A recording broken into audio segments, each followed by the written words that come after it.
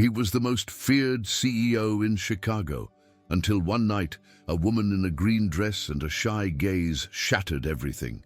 Before we continue, we ask you to support our channel by liking this video and subscribing. Your participation is essential for us to keep bringing you captivating stories like this one. The air in the Gold Coast room of Chicago's Drake Hotel was thick with a palpable energy, a dizzying blend of silk and velvet whispers, the crystalline chime of champagne flutes, and the sophisticated strains of a jazz quartet improvising on a Gershwin classic. This was the night of the annual Lakeshore Conservancy Gala, the most exclusive philanthropic event in the Windy City, a parallel universe where old money and new tech fortunes mingled anonymously, their ambitions masked by elaborate creations of feather and filigree. Every corner of the ballroom was a stage unto itself.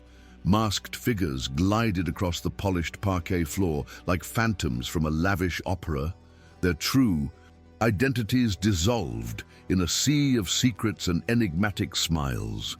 The light, soft and golden, poured from crystal chandeliers that hung from the coffered ceiling like captive constellations, casting dancing shadows that elongated and distorted the figures, adding another layer of mystery to a night already saturated with it. It was a world engineered for spectacle, for strategic connections, and for the silent reaffirmation of power, a place where every gesture was an asset and every whispered word could carry the weight of a merger. In the midst of this whirlwind of calculated opulence stood Alistair Finch, the 37-year-old CEO of Finchstone Analytics, a tech titan whose reputation preceded him like an imposing shadow. Known in business circles as the architect for his cold, unbreachable logic, Alistair was a man sculpted by discipline and data, a builder of digital empires who viewed love as an inefficient variable, an equation with no logical solution. He attended these events with the same grim resignation he reserved for quarterly tax filings. It was an obligation, a necessary move on the grand chessboard of his professional life. Wearing a stark, matte black mask that covered the upper half of his face, accentuating the hard line of his jaw and the analytical chill in his eyes, he stood slightly apart from the more animated clusters of guests, holding a glass of champagne he had no intention of drinking. He observed the parade of masks with an almost clinical detachment, cataloging the alliances, the rivalries, and the flirtations with the same distance he would use to analyze market fluctuations. For him, this night was nothing more than another social transaction, a toll paid to maintain his untouchable status at the apex of Chicago's elite, with no intention of letting anything or anyone breach the impregnable fortress of his controlled existence. It was then, in an instant, suspended between a saxophone's mournful note and the silent burst of a champagne bubble, that he saw her. It wasn't a gradual discovery, but a visual collision, an unexpected anchor in an ocean of interchangeable faces. She was standing near one of the grand Corinthian columns, as if seeking refuge in its marble solidity. She wore a gown, the color of deep emerald green, a fabric that seemed to drink the light and return it in soft waves with her every subtle movement. Her mask, a delicate piece of black lace, veiled her eyes but couldn't hide the palpable shyness in her posture, the way her fingers clutched her glass as if it were an anchor to reality in this sea of fantasy. There was something about her that broke the room's cadence, a genuine authenticity, an elegance devoid of arrogance that contrasted sharply with the studied sophistication surrounding her. She wasn't seeking attention. In fact, she seemed to be actively shrinking from it, and it was precisely this absence of artifice that acted as a magnet for Alistair, an anomaly his analytical mind couldn't ignore or dismiss. For the first time in years, he felt a flicker of something that wasn't calculation or strategy, but a pure, overwhelming curiosity. With an impulse that defied his own methodical nature, Alistair found himself crossing the ballroom, his movement so purposeful that conversation seemed to falter in his wake. He stopped at a respectful distance, noticing the fine details of her mask, the way a single strand of dark hair had escaped to brush against the skin of her temple. She seemed to sense his presence before she saw him, looking up with a hesitation he found strangely charming. For a long moment, the only sound between them was the distant music of the quartet, a soundtrack for a scene that felt written by fate. It was she who broke the silence, her voice as soft as the velvet of her gown, but with an undertone of challenge that took him by surprise. "Aren't you going to ask for my name?" she inquired, and in that simple question, Alistair felt a tectonic shift in the atmosphere. It was both an invitation and a test. He, who was accustomed to women offering him their names, numbers, and life stories within the first 30 seconds, found himself disarmed. An almost imperceptible smile touched his lips, half hidden by the mask. "Only if you promise not to tell me," he replied, his voice deeper than usual. The surprise in her eyes, visible even through the lace, was his first reward. From that single reply, time seemed to fold in on itself, creating an intimate, exclusive loop for just the two of them amidst the swirling crowd. The quartet transitioned into a languid waltz, and without a word, Alistair held out his hand. She accepted it, her cool, delicate fingers fitting into his with a strange familiarity. As they glided onto the dance floor, the rest of the ballroom faded into a blur of lights and color. They didn't speak of their jobs, or their families, or the network of influence that surrounded them. Instead, they shared fragments of dreams, absurd fears, and whimsical observations about the other masked guests, constructing an entire universe in the space of 3 dances. The connection between them was an inexplicable force, an electrical current that flowed without the need for names or pasts. He, who dissected every social interaction, found himself laughing, a genuine, deep laugh he couldn't remember feeling in years. She, who felt like an imposter in this fantasy world, found herself moving with a grace and confidence she didn't know she possessed. The connection was so intense, so real, that it transcended logic and settled directly into the realm of the magical, the predestined. The dawn found Chicago wrapped in a blue-gray silence, its streets empty and washed by the promise of a new day. For Alistair and the mysterious woman in the emerald dress, the night hadn't ended with the final note from the quartet. The intensity born on the dance floor had guided them like sleepwalkers, through the hotel's carpeted hallways to one of the reserved penthouse suites, a sanctuary of silence and privacy far from prying eyes. There, away from the artifice of the masks and the murmur of the party, the connection had deepened into a raw and overwhelming intimacy. There were no promises whispered into ears, no exchanges of hypothetical futures. It was a meeting of 2 souls who, for one night, shed everything they were in the outside world to simply be.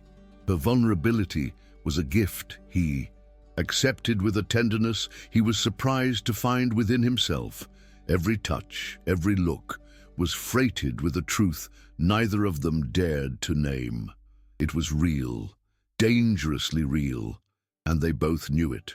The world, with its rules and hierarchies, seemed to have paused just on the other side of that hotel room door.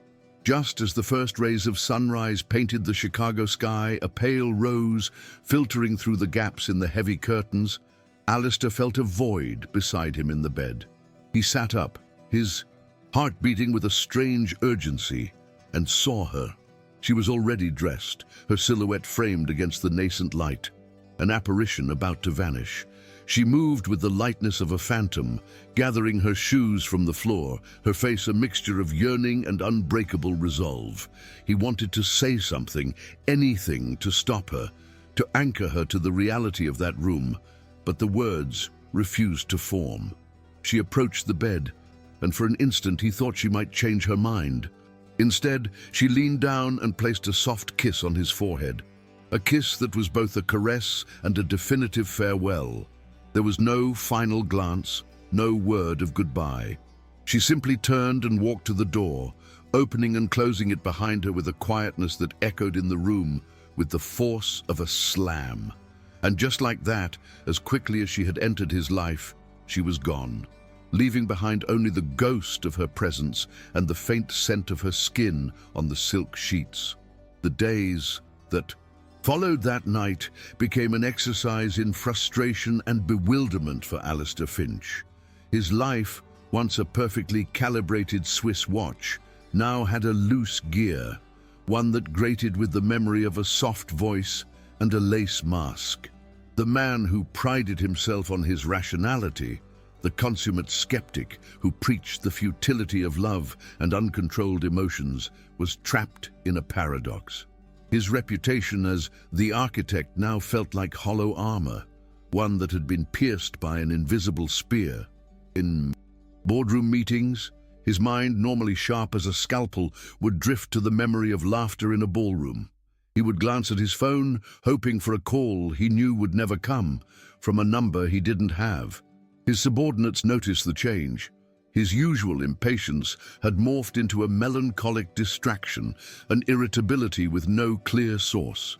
He felt like an addict in withdrawal, craving a drug whose chemical composition he did not know, and this lack of data, this absence of control, was driving him mad. Alistair's torment manifested in long, internal dialogues that circled endlessly around the same anomaly. He confessed it to his only trusted friend, Ben, during a game of racquetball that he played with an uncharacteristic ferocity. "This woman, she was unlike anyone else, Ben," he said, his voice echoing in the empty court as he leaned against the wall, breathless. "She asked for nothing. She didn't want to know who I was, what I was worth, what I did for a living. She didn't try to impress me, she just was." Ben, who had known Alistair since their University of Chicago days and had witnessed both his meteoric rise and his emotional lockdown, looked at him with a mixture of curiosity and concern. He had never seen his friend so affected by something so intangible. "Maybe that's what's scaring you, Alistair. For once, it wasn't a transaction. It wasn't an exchange of interests. It was real." The word real struck Alistair with the force of a physical blow. That was precisely it. The terrifying, addictive authenticity of that night had dismantled all his defenses and left him exposed. The epicenter of his new, unsettling reality was Finchstone Tower, an imposing skyscraper of glass and steel in the heart of the Chicago Loop. This building had once been his sanctuary, the domain where every variable was under his control. Now, it had become a kind of purgatory. Every time the private elevator doors opened into the main lobby, an irrational part of him, a part he hated for its weakness, held on to an absurd hope. He found himself scanning the faces of the employees crossing the atrium, searching for a flicker of familiarity in the curve of a cheek or the rhythm of a walk. The vast space, once a symbol of his power and success, now felt like a gilded cage filled with a void that bore her unspoken name. The constant hum of activity, the comings and goings of his staff, all of it seemed like monotonous, meaningless background noise. For the first time in his life, the man who had everything felt the sting of absence, the painful awareness that he was missing something fundamental, and that missing piece was a complete stranger who hadn't even told him her name. While Alistair Finch was consumed in his labyrinth of memory and frustration, the life of the girl behind the mask continued with an almost painful normalcy. Her name was Ilara Vance. She was 23 years old, and she was an administrative assistant in the logistics department of Finchstone Analytics. The daughter of a Polish seamstress who had immigrated to Chicago seeking a better future for her, Ilara was the personification of discretion and hard work. Her world wasn't made of galas and champagne, but of spreadsheets, shipping manifests, and the smell of burnt coffee from the office machine. She had joined the company as an intern, her eyes filled with a mix of fear and determination, and through sheer effort, late nights and quiet efficiency, she had earned a permanent position.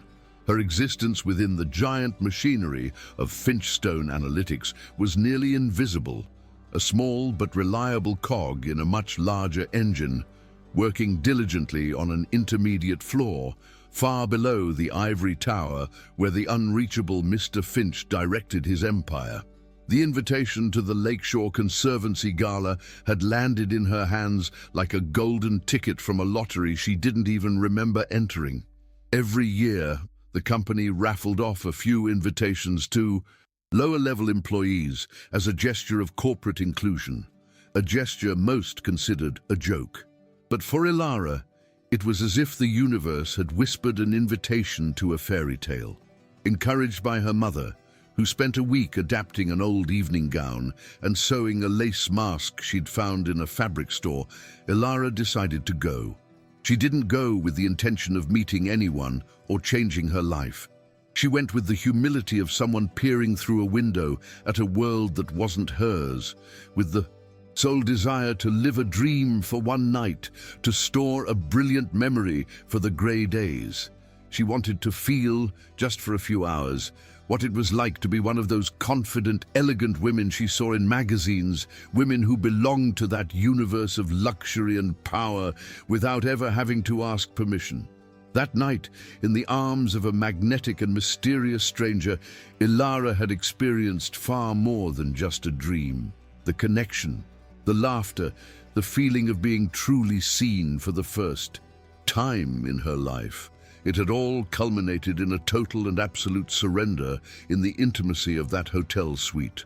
That night had been her first time, a truth she held in the deepest part of her being with a mixture of tenderness and panic. She had given herself to him not out of calculation or romantic fantasy, but because in the microcosm they had created, she felt safe, she felt real. But when the first rays of sun filtered into the room, reality hit her with the brutality of an ice cold. Awakening, the spell was broken. She saw herself, a simple administrative assistant, in the bed of a man who undoubtedly belonged to the royalty of that gilded world. Fear seized her, a paralyzing fear of the consequences, of judgment, of the inevitable disappointment. That's why she fled. She ran at dawn not from cowardice, but as an act of self-preservation, convinced she could never belong in his world, and that clinging to the fantasy of that night would only bring her unbearable pain.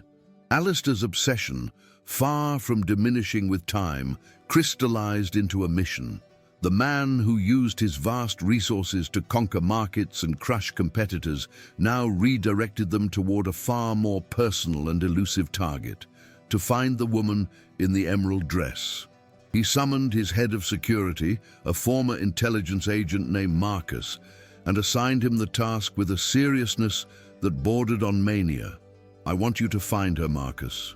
Review every inch of the hotel's security footage, every guest list, every taxi and rideshare log from that night. I don't care what it costs." His team, accustomed to corporate espionage and tracking financial assets, was suddenly immersed in a search worthy of a romance novel, a task for which they were unprepared. But Alistair Finch's orders were not to be debated. They were to be executed. The mission, however, proved to be a dead end.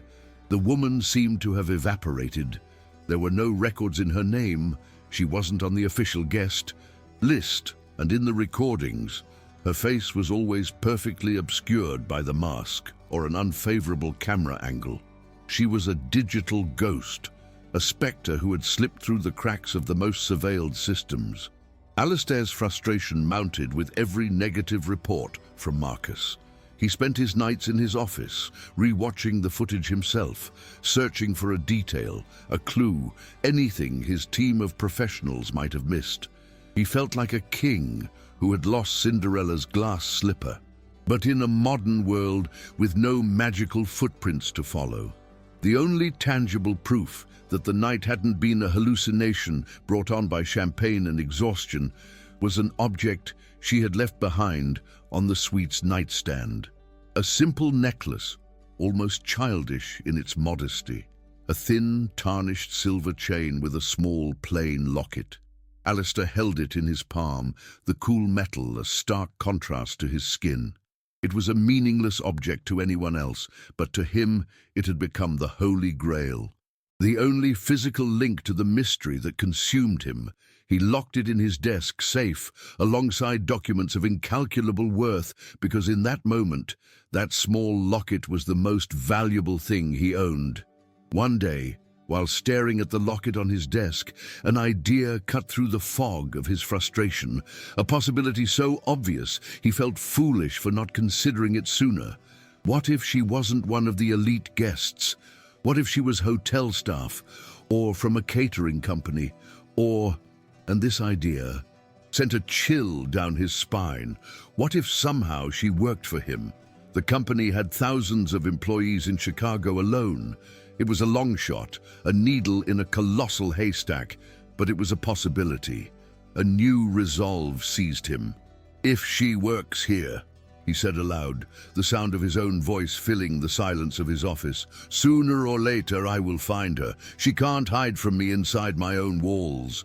That new hypothesis energized him. He stopped searching outside and began looking inward, observing his own people with a renewed intensity, turning his own empire into his private hunting ground, determined to solve the enigma that threatened to completely destabilize his orderly universe. Several weeks passed. Alistair's obsession had quieted to a dull hum in the back of his mind, an unanswered question he had begrudgingly accepted he might never solve. Life at Finchston Tower had returned to its normal rhythm. It was during one of those monotonous mornings, at a quarterly review, meeting with mid-level department heads, that it happened. They were reviewing logistics projections, a topic that normally bored him to tears, when the conference room door opened discreetly. A young assistant entered, carrying a stack of binders that seemed poised to collapse. She walked with her head down, focused on her task, and murmured an apology for the interruption. When she looked up to hand the documents to her boss, her eyes met Alistair's, and Alistair Finch's world stopped. Time froze. The air grew thick. It was her, without the mask, without the gown, without the aura of mystery from the night of the gala. It was her, in a simple pantsuit, her hair pulled back in a ponytail, an expression of nervous efficiency on her face. He was paralyzed, his pen halfway to his lips, unable to process the collision of his two worlds. The recognition was not one-sided. The instant Ilara's eyes met the CEO's, her face underwent a dramatic transformation. The color drained from her cheeks, leaving a near-translucent pallor. Her eyes, which a second before had been fixed on her task, widened in pure, absolute panic. The binders she held so carefully trembled in her hands, and for a moment it looked as though they would crash to the floor. To everyone else in the room, it was a strange, imperceptible moment, the clumsy assistant freezing under the intense gaze of the big boss. But for Alistair and Ilara, it was a cataclysm. In that single glance, the entire night of the gala, its magic, its intimacy and its subsequent flight, replayed in a dizzying instant. He saw the mystery woman who had haunted him. She saw the man she had run from, the embodiment of a world where she didn't belong, sitting on the throne of his kingdom, a kingdom in which she was merely a servant. The panic in her expression was so clear, so unmistakable, it was as if she was screaming at him in silence, "You found me." With a superhuman effort of will, Alistair regained his composure. He broke eye contact and nodded at the head of logistics, feigning a normality he absolutely did not feel. "Please, continue," he said, his voice surprisingly steady. But his mind was no longer on projections or charts. It was on her, on the girl who was now retreating toward the door with the clumsiness of a startled animal, not daring to look back.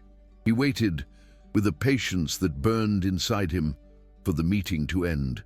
Every minute felt like an hour. As soon as the last manager had left the room, Alistair turned to his personal assistant. "Find out the name of the logistics assistant who just came in, and tell her to come to my office immediately." The order was cold, precise, but beneath the surface, a whirlwind of emotions. Rage, relief, confusion, and a strange sense of triumph battled for control. He had found her, finally, and now he was going to get answers. A few minutes later, his office door opened with a nearly inaudible knock. Ilara entered, closing it behind her as if sealing her own fate. She stood before his imposing mahogany desk, head bowed, hands clasped in front of her in a knot of nerves. She didn't look like the confident, enigmatic woman from the ball, or even the efficient assistant from the boardroom. She looked like a frightened child awaiting a reprimand. Alistair watched her in silence for a long moment, letting her marinate in the tension that filled the room. Finally, he spoke, his voice low and laden with a contained emotion he couldn't quite identify. "You deceived me," he began, going straight to the point. "Why? Why didn't you tell me who you were? Why did you run away like that?" The accusation hung in the air between them. Ilara finally looked up, and in her eyes was a mixture of fear and a wounded pride that threw him off balance. "Because you wouldn't have understood, Mr. Finch," she replied, her voice barely a whisper, yet firm. "Because I'm nobody. I'm an admin from the logistics division, and you live in a world where people like me just pour the coffee." The stark honesty of her words struck him with more force than any corporate takedown he had ever engineered. "People like me just pour the coffee." The phrase echoed in the cavernous, silent office, dismantling the very foundation of the world he had built. It exposed an abyss between them, far deeper than he had imagined, not just a chasm of wealth or status, but of perception itself. He, who saw himself as a meritocrat, a man who valued data and results, above all else, was suddenly cast as a callous king in a glass tower. He saw the fear in her eyes, but beneath it, he saw the steel of her dignity. And he realized his obsessive quest had not been a romantic pursuit, but a hunt that had cornered her. "That's not true," he countered, though his voice lacked its usual conviction. "That night, it wasn't like that." She offered a sad smile, one that didn't reach her eyes. "And what would have happened the next morning, Mr. Finch? Would you have invited me to breakfast at the signature room before sending me back to my cubicle on the 27th floor? That night was a fantasy, and I knew it had to end at sunrise. I'm sorry if my departure offended you, but it was the only way to protect myself." The phrase, "protect myself," drilled into his brain. Protect herself? From what? From him? The days following their confrontation became stranger still. He had found her, but instead of solving the mystery, it had only become more complex. She now had a name, a face, and a position within his company, but the real woman remained an enigma. It was a week later, his frustration festering into a cold, logical imperative, that he did something he would later regret more than any failed business deal. He summoned Marcus, his head of security, to his office. "I need to understand the variables," Alistair said, his voice devoid of emotion.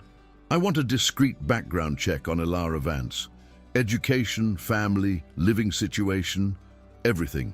I need the data."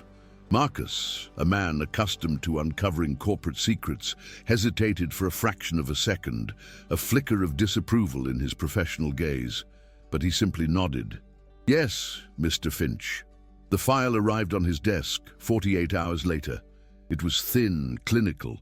It detailed her mother's immigration from Poland, her modest apartment in Pilsen, her perfect academic record on a scholarship, her spotless employment history. And then, at the bottom, under a section marked Social Vetting, a deep, single devastating line from Marcus's notes: no significant romantic history on record, no prior long-term relationships noted by any source. Indications point to the night of the gala being a significant personal event, likely A first. Alistair froze, the file in his hand feeling impossibly heavy. The clinical hum of the city outside his panoramic window faded to nothing. A first. The words hit him like a tsunami, washing away the last remnants of his anger and wounded pride, leaving behind a nauseating, all-consuming guilt. He felt like a vandal, a thoughtless plunderer who, in his selfish pursuit of a fleeting emotion, had stolen something invaluable without even knowing its worth. Suddenly, the entire night replayed in his mind through a new, horrific lens. Her shyness, her initial hesitation, the almost painful vulnerability in her eyes in the dawn light, it all clicked into place. She wasn't just a woman who'd had a one-night stand. She was a young woman who had given him a treasure, her innocence, to a man whose name she didn't even know. He felt dirty, a predator who had taken advantage of a dream. The image of himself as the architect, the man with the armored heart, shattered into a million pieces, replaced by the portrait of a selfish, careless man. Armed with this new, terrible truth, he felt a desperate need to speak to her, to apologize, to somehow amend the damage he had unknowingly caused. He waited for her at the end of the workday near the elevators, a poor gesture that drew curious glances from the few remaining employees. When Ilara appeared, her face tightened in apprehension upon seeing him. "I need to speak with you, Ilara," he said, his voice softer than he intended. He led her to a discreet corner of the vast lobby. "If I had known," he began, but the words caught in his throat. She looked at him, her dark eyes filled with an infinite sadness. "That is exactly why I ran, Mr. Finch," she interrupted, her voice trembling but firm. "I never wanted you to know." The logic of her response baffled him. "Why?" he asked, genuinely confused. "Because you would have looked at me with pity," she exclaimed, emotion finally breaking through her composure. "You would have seen me as some poor, naive girl who needed to be comforted, and you would have turned something that was magical for me into an act of charity. I would 1,000 times rather you forgot me than you felt sorry for me." Her words, freighted with a fierce, unbreakable pride, left him speechless. He realized that any attempt at an apology would be seen as condescension, the very pity she so feared. So, instead of speaking, he began to watch. From the distance of his office, through performance reviews and fleeting glances in the hallways, he began to build a portrait of the real Ilara Vance, the woman beyond the mask and the ghost of his guilt. He saw her competence, the way she handled complex logistical snags with a calm intelligence that impressed her superiors.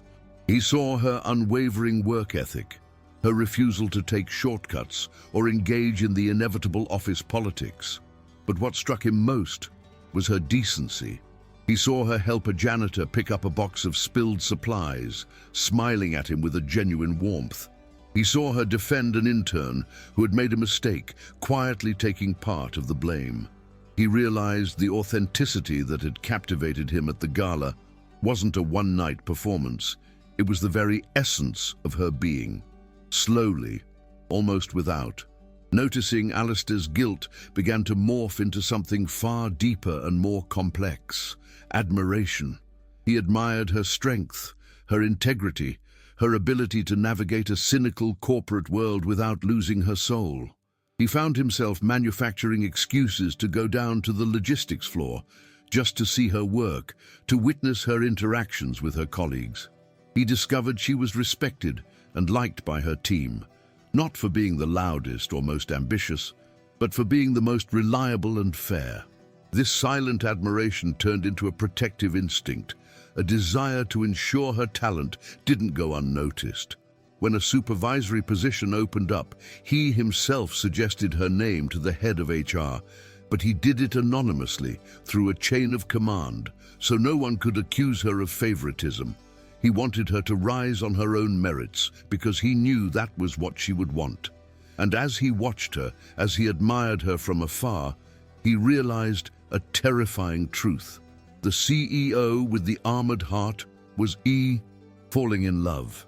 In the hermetically sealed microcosm of a large corporation, however, no secret stays hidden for long.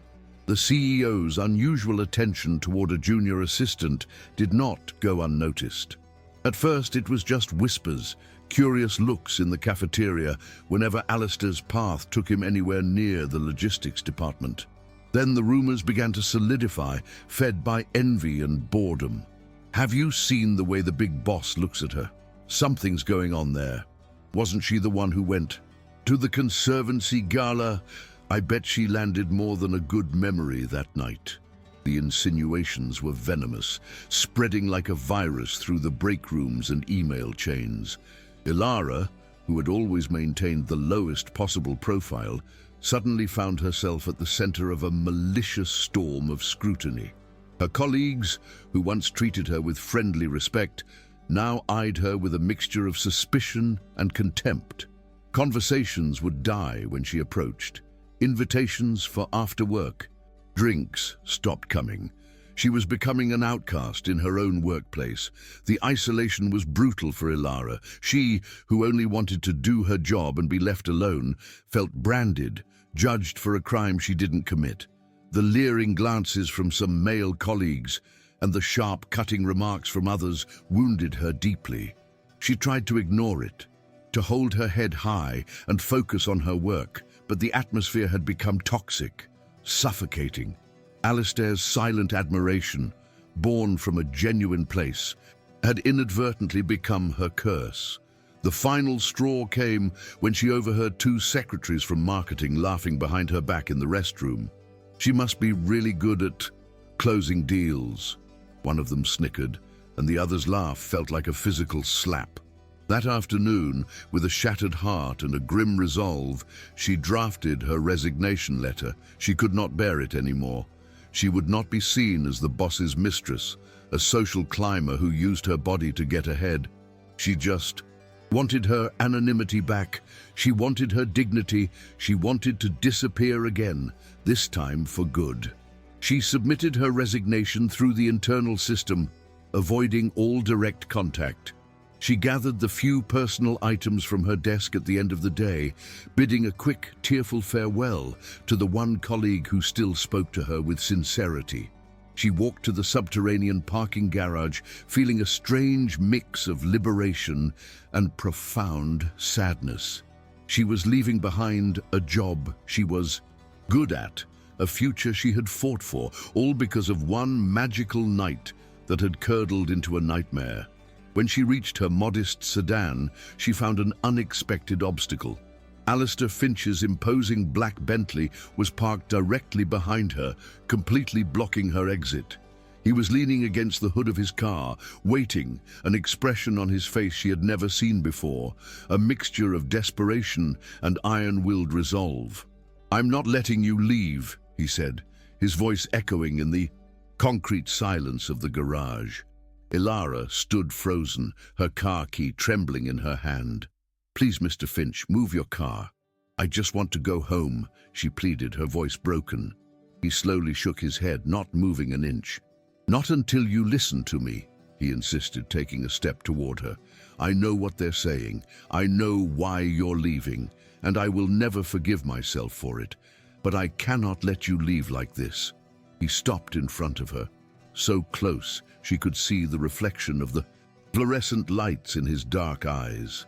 "That night at the gala, you made me feel something I haven't felt in my entire life.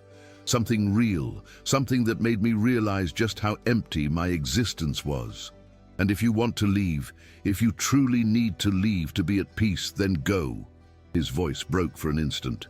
"But you will not leave without knowing that I choose you. I choose you, Ilara. Not the logistics assistant, not the mystery woman in the mask. You." The tears Ilara had been holding back for weeks finally broke free, rolling silently down her cheeks. His confession was so raw, so unexpected, it left her completely disarmed. "You can't say that," she whispered, shaking her head as if to deny the truth of his words. "You're my boss. You're Alistair Finch. I'm just a girl from the 27th floor, another employee in your massive company. This is insane." He took another step, closing the distance between them until they were almost touching. With a gentleness that stunned her, he wiped away a tear with his thumb. "I may be your boss, and I may be Alistair Finch to the rest of the world," he said, his voice now an intense, passionate murmur. "But to me, you are the only woman I searched for like a madman for weeks. The only one I waited by the phone for like a teenager, and the only one I felt a guilt so profound over, I thought it would destroy me. You're not just a girl from the 27th floor, Ilara. You are the only one that matters." A year later, the afternoon. Sun streamed through the windows of the new head of operational planning for Finchstone Analytics. Ilara Vance, now 24, reviewed expansion blueprints with a confidence and authority that suited her as well as the elegant suit she wore. Her promotion had not been a gift, but the result of brilliant work and a strategic vision that had silenced all her former detractors. She had agreed to stay with the company on her own terms, that her relationship with Alistair would remain private until she felt secure in her new role, and that every achievement would be indisputably her own. Beside her, leaning in the doorway, was a new man, or rather, the same man, transformed. Alistair Finch was no longer the CEO with the armored heart.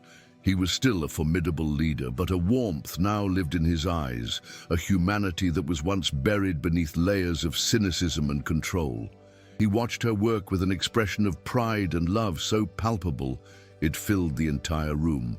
That night, over a simple dinner in Ilara's small apartment, a place that had become their sanctuary, Alistair slid a small velvet box across the table. It wasn't a ring. Inside, resting on a satin bed, was the small, tarnished silver locket. Ilara gasped, her eyes fixed on the tiny object that had been the catalyst for everything. "The next time you feel the need to run away," he began, his voice serious but full of tenderness, "take this with you. It's yours. It always was. But I hope, from the bottom of my soul, that you'll decide to come back to me." Ilara looked up from the locket and into his eyes, and in them she saw her future. She saw a love built not on the fantasy of a single night, but on admiration, respect, and the overcoming of real obstacles. A slow, radiant smile spread across her face. She reached across the table and took his hand, her fingers lacing with his in a comforting familiarity. "This time," she said, her voice clear and sure with no trace of her former timidity, "I'm staying." On a bookshelf in Alistair Finch's imposing office, between industry awards and photos of his technological achievements, now rested two objects that seemed out of place. On the left, the delicate black lace mask, a memento of a mystery that once consumed him. On the right, the modest silver locket, a symbol of the truth he found. They were the two poles of his story, the beginning of a magical night that seemed like a fleeting fantasy, and the tangible proof of a reality that had changed his life forever. Together, they represented a journey from obsession to admiration, from guilt to love, proving that sometimes the most unexpected connections are the ones with the power to tear down the most impenetrable fortresses and rebuild a heart that was once believed to be made of stone.